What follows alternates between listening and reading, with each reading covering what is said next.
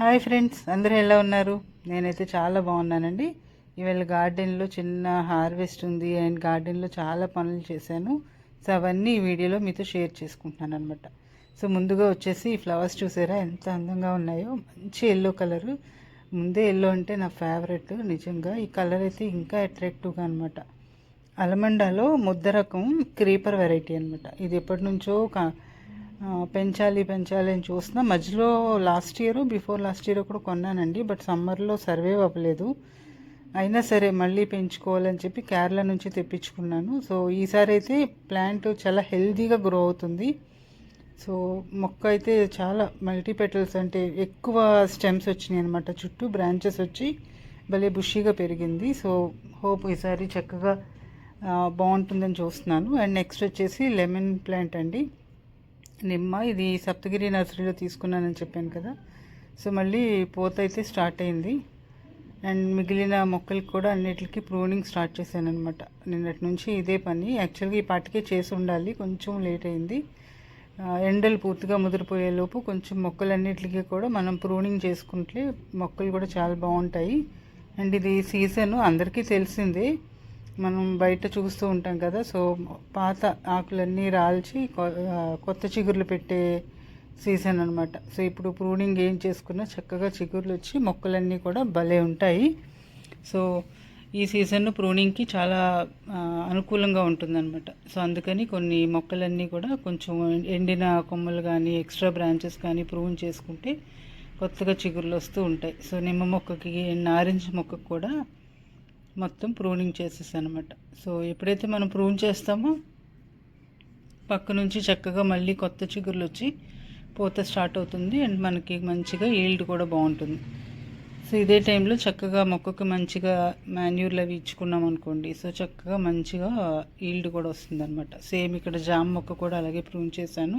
And దానిమ్మ కూడా చేసా, కాకపోతే ఫుల్గా చేయడం మామూలు చీకటి పడిపోయింది సాయంత్రం ఇదంతా అయ్యేటప్పటికి. అండ్ కొన్ని ఇందులో బంతి మొక్కలు ఉండేవి కదండి, కారం బంతి ఉండేవి కదా. సో అవన్నీ కూడా తీసేసాను అనమాట. అన్నీ సీడ్స్ కోసం కలెక్ట్ చేశాను. మిగిలిన మొక్కలన్నీ కూడా తీసి అందులో పెట్టేశాను. ఇది ఎలా అంటే మల్చింగ్లో యూజ్ అవుతుంది. అండ్ అలాగే కొంచెం మనకి మాన్యూర్లో కూడా తయారవుతుంది కదా, తర్వాత కంపోస్ట్లా మారిపోతుంది అనమాట. అన్ని మొక్కలు వేయలేము, కొన్ని మాత్రమే అందులో మళ్ళీ మల్చ్ చేసుకోవచ్చు వెంటనే. ఎందుకంటే కారం బంతి వల్ల ఏంటంటే మనకి నెమటోడ్ అది కూడా తగ్గుతుంది అన్నారు కదా. సో అందుకని ఆ మడిలో వేసాను అనమాట. అండ్ నెక్స్ట్ యువతలు కూడా కొన్ని మొక్కలు క్లీనింగ్ అయిపోయినాయండి. కొన్ని పాడైన మొక్కలని తీసేసా, పాతవి. అండ్ ఇక్కడ వచ్చేసి దొండపాదు, దీంట్లో కూడా కొన్ని డ్రై స్టెమ్స్ అన్నీ ఎక్కువ ఉన్నాయి బాగా. సో అవన్నీ కూడా క్లియర్ చేసేసా. అండ్ ఇప్పుడు చూడండి మళ్ళీ కొత్తగా చిగురులు వస్తున్నాయి అనమాట. సో చిగురు వచ్చి మళ్ళీ ప్రతి ఆకు దగ్గర అలా పూత స్టార్ట్ అయిపోతుంది. సమ్మర్లో దొండ చాలా బాగా కాస్తుంది.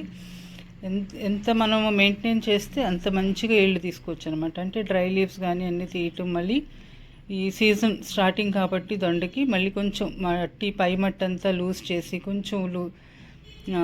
పై మట్టి అంతా లూజ్ చేసి తీసేసి కొంచెం మాన్యూర్లో ఇచ్చుకున్నామంటే సమ్మర్ అంతా చూసుకోనక్కర్లేదు, దొండ బాగా కాసేస్తుంది. సో ఈ పనులు ఇలాగే ఇక సీజన్లో చేంజ్ అయిన ప్రతిసారి ఉంటూ ఉంటాయి కదా వర్క్స్ అన్నీ. సో ఇవన్నీ చేస్తూ ఉంటేనే మన గార్డెన్ బాగా మెయింటైన్ చేయగలుగుతాం.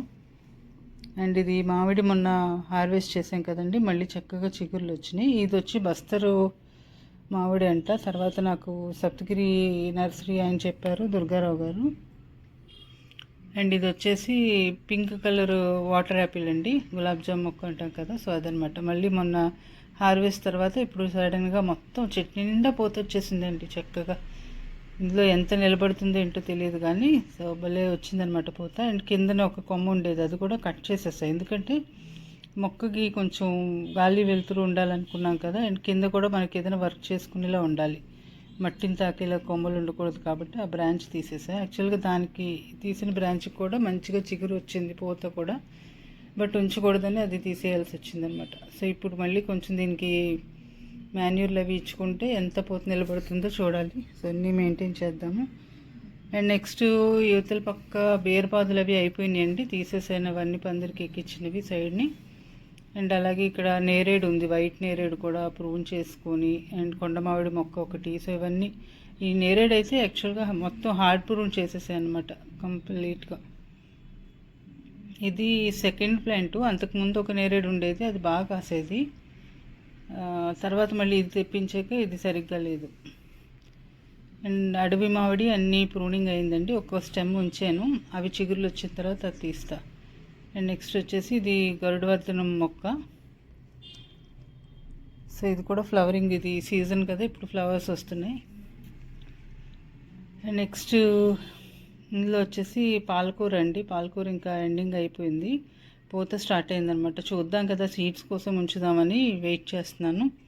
సో అయిపోతే ఈలోపు దీంతో పాటు ఇందులో ఉన్న చిక్కుడు పాదు కూడా అయిపోతుంది. సో రెండు ఒకేసారి తీసేయచ్చు. యాక్చువల్గా ఇంక ఈ కార్నర్లో ఉన్న మొత్తం పాట్స్ అన్నీ కూడా ఖాళీ అయిపోతాయి, ఎందుకంటే ఇయర్ ఓన్లీ చిక్కుడు ఒకటే పెట్టాము ఇందులో. సో ఇవన్నీ మళ్ళీ తీసేసి కొత్తవి వేసుకోవాలి సమ్మర్ కోసం. అండ్ సమ్మర్ అంటే గుర్తొచ్చిందండి, ఇలాగ ప్రతి పాట్లోని ఇప్పుడు డ్రై లీవ్స్ ఉంటాయి కదా ఎక్కువ మనకి గార్డెన్లో. సో వాటితో మల్చ్ చేసుకున్నామంటే సమ్మర్లో మాయిశ్చర్ అనేది హోల్డ్ చేసి ఉంచుతుంది అనమాట. మట్టి త్వరగా డ్రై అయిపోకుండా హెల్ప్ అవుతుంది. అండ్ నెక్స్ట్ వచ్చేసి కోరియాండర్ అండి. కొత్తిమీర సైడ్ నుంచి కొంచెం కొంచెం హార్వెస్ట్ చేస్తూ వచ్చిన పూత అలా ఉంచేసాను. సో చక్కగా చిన్న చిన్నగా ధనియాలు భలే వస్తున్నాయి అన్నమాట. సో చూద్దాం సరదాగా అని చెప్పి ఉంచాను. ఇవి ఎంత ముచ్చటేస్తుందో వీటిని చూస్తూ ఉంటే, అలాగా ఎంత బాగున్నాయో చక్కగా. చూసారా, చక్కగా గుత్తులాగా భలే వచ్చింది. సో ధనియాలు కూడా పండిస్తున్నాం ఇయర్. సీడ్ కోసం ఉంచుకుంటామా, ఇంట్లోకి వాడుతామా అనేది తర్వాత డిసైడ్ చేసుకుందాం. అండ్ ఇంకా కొంచెం పోత కూడా ఉంది. అండ్ ఇక్కడ చిక్కుళ్ళు అయిపోయినాయండి. ఇవి పాల చిక్కుడు అన్నాను కదా, సో ఆ చిక్కుడు అనమాట. ఇంకా కంప్లీట్ అయిపోయింది. సో సీడ్స్ అన్నీ కలెక్ట్ చేసేసి ఈ పాట్స్ అన్నీ ఎంటీ చేసేయాలి. మట్టి బాగా డ్రై చేసి మళ్ళీ కొత్త మొక్కలు సమ్మర్ కోసం వేసుకోవాల్సింది. అండ్ ఈ పాట్లో వచ్చేసి చిక్కుడుతో పాటు ఇందులో పసుపు కూడా వేసాను అనమాట. సో పసుపు కూడా కంప్లీట్గా డ్రై అయిపోయింది. ఇదైతే హార్వెస్ట్కి సిద్ధంగా ఉంది. సో చిక్కుడు కోసం అని వెయిట్ చేసాం మొన్నటి వరకు. సో ఇది ఒక పని ఉంది.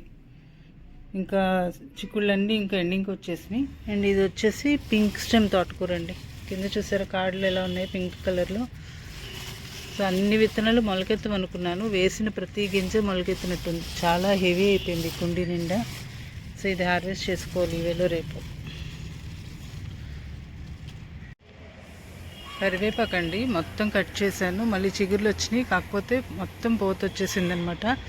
అసలు ఇలా వస్తే ఇక్కడ ఎంత మంచి స్మెల్ వస్తుందంటే నిజంగా అలా ఒకసారి దాని దగ్గరికి వచ్చి చూడాలనిపిస్తుంది అనమాట. అంత మంచిగా అట్రాక్టివ్గా ఉంది ఈ ఫ్రాగ్రెన్స్ అసలు. సో చాలా బాగుంది. మామూలుగా అయితే తీసేస్తాను, ఎందుకో ఉంచేసేలా ఇవేళ.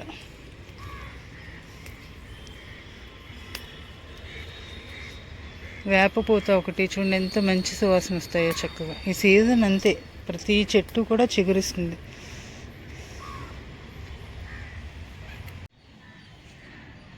ఇవేళ తోటకూర హార్వెస్ట్ అండి. సో ఇది వచ్చేసి ఇలా పింక్ కలర్ స్టెమ్ ఉంటుందన్నమాట.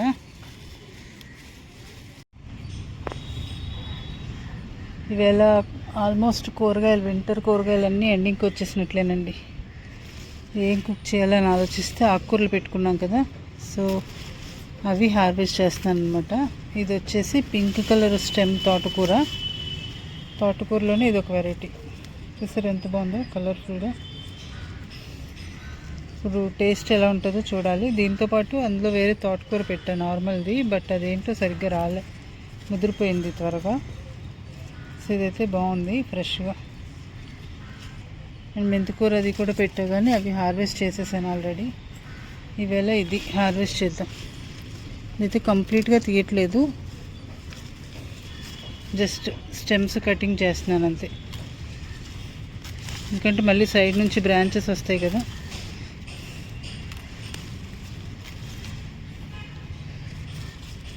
ఇవి పెట్టిన ప్రతి సీడు కూడా జర్మినేట్ అయిందండి. ఇది కూడా నేను వేరే వాళ్ళ దగ్గర తీసుకున్నాను సీడ్స్.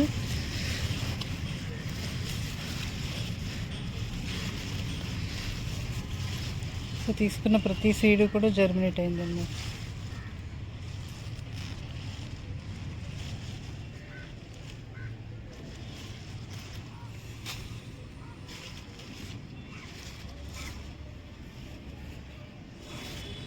ఇది హార్వెస్ట్ చేస్తే మళ్ళీ ఒక 10 డేస్లో నెక్స్ట్ హార్వెస్ట్ రెడీ అవుతుంది.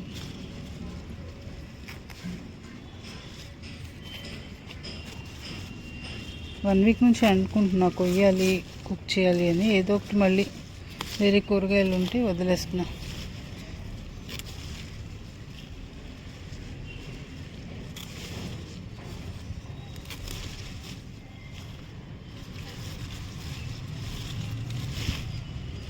కొంచెం డౌట్ పడ్డాను ఇది వేసేటప్పుడు ఎలా వస్తాయో ఏంటో. కొత్త వెరైటీల దగ్గర కొంచెం భయం వేస్తుంది వేయడానికి. సో అవి టేస్ట్ ఎలా ఉంటాయో ఏంటో తెలియదు కదా. చాలా బాగా వచ్చింది, హెల్తీగా ఉంది మొక్క. మొత్తం హార్వెస్ట్ చేసి మళ్ళీ చూపిస్తాను. సో ఫైనల్గా తోటకూర అయితే మొత్తం కోసేసానండి. సో ఇది కూడా ఫస్ట్ టైం కదా నేను. చూసారా ఎంత తోటకూర వచ్చిందో. ఇది ఫస్ట్ టైం కాబట్టి ఎలా ఉందో ఏంటో నేను కూడా కుక్ చేసి చూడాలి అండ్ మీకు కూడా చూపిస్తాను ఎలా వండుతున్నానో ఏంటో. సో ఫస్ట్ వచ్చేసి ఇది ఫ్రై చేద్దాం అనుకుంటున్నా ఈవేళ. సో పెసరపప్పు వేసి ఫ్రై చేద్దామని చెప్పి ఫస్ట్ కొంచెం పెసరపప్పు కొంచెం ఫ్రై చేస్తున్నా. పప్పులు ఏదైనా సరేనండి కొంచెం ఫ్రై చేసినట్లయితే దానికి మంచి ఫ్రాగ్రెన్స్ వస్తుందన్నమాట. టేస్ట్ కూడా చాలా బాగుంటుంది. అందుకే జస్ట్ లైట్గా రోస్ట్ చేస్తున్నాను. కొంచెం పెసరపప్పు లైట్గా కలర్ వచ్చే వరకు వేయించేసి కొంచెం నూనె వేసి వాటర్లో నానబెట్టేసి ఉంచానమాట. ఈలోపు ఫ్రై కోసం కడాయి పెట్టుకొని అందులో కొంచెం పోపు దినుసులు వేసుకున్నాను. సో అలాగే కొంచెం ఉల్లిపాయలు అవి కూడా తరిగి పెట్టుకున్నాను. ఈలోపు పెసరపప్పు కొంచెం లైట్గా నానుతుంది కదా. సో తర్వాత మనం వాటర్ వేయం కాబట్టి సో కొంచెం నానితే బాగుంటుంది. సో ఇలా పోపు వేసుకున్నామండి. సో పోపులోనేమో కొంచెం ఉల్లిపాయలు, పచ్చిమిరపకాయలు, వెల్లుల్లి, కరివేపాకు అనమాట. సో తాలింపు వేసుకుని ఈ ఉల్లిపాయలు కొంచెం బ్రౌన్ కలర్ వచ్చే వరకు అక్కర్లేదు, కొంచెం లైట్గా రోస్ట్ అయిపోతే సరిపోతుంది.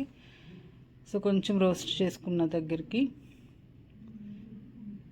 సో కొంచెం అయిన తర్వాత చక్కగా పసుపు వేస్తున్నాను అండి. ఈ పసుపు మనం లాస్ట్ ఇయర్ మన గార్డెన్లో తయారు చేసుకున్న పసుపు అనమాట.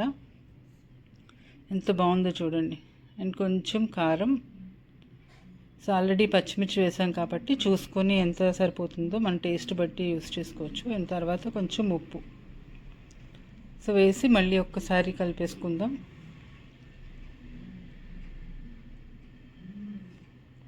ఈ పసుపు అయితేనండి లాస్ట్ ఇయర్ మంచిగా వచ్చింది. ఇయర్ చూడాలి. ఇప్పుడు ఆల్రెడీ రెడీ అయిపోయింది, హార్వెస్ట్ చేయాలి. సో కొంచెం టైం తీసుకొని చేద్దాము, ఈ పనులన్నీ ఉన్నాయి కదా అని చెప్పి కొంచెం ఆలోచిస్తున్నాను అనమాట. అండ్ నెక్స్ట్ తోటకూర శుభ్రంగా కడిగేసి చిన్న చిన్న ముక్కలుగా తరిగి పెట్టుకున్నానండి. ఈ పింక్ తోటకూర కాదు కానీ భలే ఉందన్నమాట. ఆకు అది కూడా ఫ్రెష్గా ఉంది. ఇంత కూడా దానికి ఏది పెస్ట్ అటాక్ చేయలేదు. అండ్ కాడ కూడా ముదిరిందేమో అనుకున్నా, అస్సలు తీగ రాలేదండి. ఇంత ఎత్తగా బాగుంది అనమాట. నార్మల్ తోటకూర కంటే నేను కుక్ చేసిన తర్వాత టేస్ట్ చేయడం చూసాను కాబట్టి సో నాకు ఈ తోటకూర చాలా బాగా నచ్చింది. జనరల్గా ఏది కొత్త వెజిటబుల్స్ ట్రై చేసినప్పుడు కొంచెం భయపడతాను అవి ఎలా ఉంటాయో ఏంటో టేస్ట్ అని. బట్ చాలా బాగుందన్నమాట. అండ్ మన ఇంట్లో తోటకూర కాబట్టి జస్ట్ అలా వాటర్తో లైట్గా వాష్ చేశాను అంతే. సో ఎటువంటి కెమికల్స్ లేకుండా పండించుకుంటాం కాబట్టి ఎక్కువ వాష్ చేయాల్సిన అవసరం కూడా లేదు. సో తోటకూర అయితే కొంచెం ఫ్రై అయిందండి. ఇప్పుడు ముందుగా కొంచెం వేపి పెట్టుకున్నాం కదా సో పెసరపప్పు. సో వాటర్ అంతా డ్రైన్ చేసేసి అందులో వేసేసుకోవటమే. సో ఈ ఆల్రెడీ కొంచెం నానుంది కదా పెసరపప్పు. అండ్ అందులో తోటకూరలో కొంచెం మనకి వాటర్ ఉంటుంది కదా. సో దాంతో ఈ పెసరపప్పు అంతా కూడా ఫ్రై అయిపోతుంది అనమాట. సో ఒక్కసారి కొంచెం కలుపుకొని దాన్ని మూత పెట్టి ఉంచేద్దాము. చక్కగా మనకి ఫ్రై అయితే రెడీ అయిపోతుంది. సో అంతేనండి, చాలా ఈజీ అండ్ టేస్ట్ కూడా నిజంగా చెప్తున్నాను. సో ఫైనల్గా నేను వాయిస్ ఓవర్ ఇస్తున్నాను కాబట్టి ఆల్రెడీ మేము కుక్ చేసుకోవడం టేస్ట్ చేయడం కూడా అయిపోయిందనమాట. సో టేస్ట్ అయితే చాలా బాగుంది. సో ఏదైనా రసంలో కానీ దేంట్లో కానీ తింటే చాలా బాగుంటుంది అనమాట. సో ఇప్పుడు ఒక 5 మినిట్స్ జస్ట్ మూత పెట్టి అలా ఉంచేస్తే సరిపోతుంది. నేనైతే మధ్యలో ఒక్కసారి మూత తీసి ఉప్పు అది చూసుకున్నా, కొంచెం సాల్ట్ పడితే కొంచెం సాల్ట్ యాడ్ చేసుకున్నానండి, సరిపోయింది ఇంకా. సో మన తోటకూర పెసరపప్పు ఫ్రై అయితే రెడీ అయిపోయింది. సో ఫ్రెష్గా అలా గార్డెన్లో కోసి తెచ్చుకున్నాము, చక్కగా కుక్ చేసుకున్నాము. సో టేస్ట్ అయితే చాలా బాగుంది. కొత్తగా ఎవరైనా ట్రై చేయాలనుకుంటే ఇలా ట్రై చేయండి. సో మీ అందరూ కూడా మంచిగా ఆకుకూరలు పండించుకొని టేస్ట్ చేస్తారనుకుంటున్నా. సో మా ఇంట్లో అయితే అందరికీ టేస్ట్ నచ్చిందండి. సో ఈవేళ ఎప్పటి నుంచో నేను అనుకుంటున్నా గార్డెన్లో అలా కోసి కూరగాయలు వండుతూ వ్లాగ్స్ చేయాలని. ఇవాళ సరదా కూడా తీరిపోయింది నాకు. హోప్ ఈ వీడియో మీ అందరికీ కూడా నచ్చింది అనుకుంటున్నాను. వీడియో నచ్చితే లైక్ చేయండి అండ్ అలాగే ఫ్రెండ్స్ అండ్ ఫ్యామిలీ మెంబర్స్కి కూడా షేర్ చేయండి. అండ్ తోటకూర పెసరపప్పు ట్రై చేసి ఎలా ఉందో నాకు కామెంట్స్లో తెలియచేయండి. Thank you all for watching.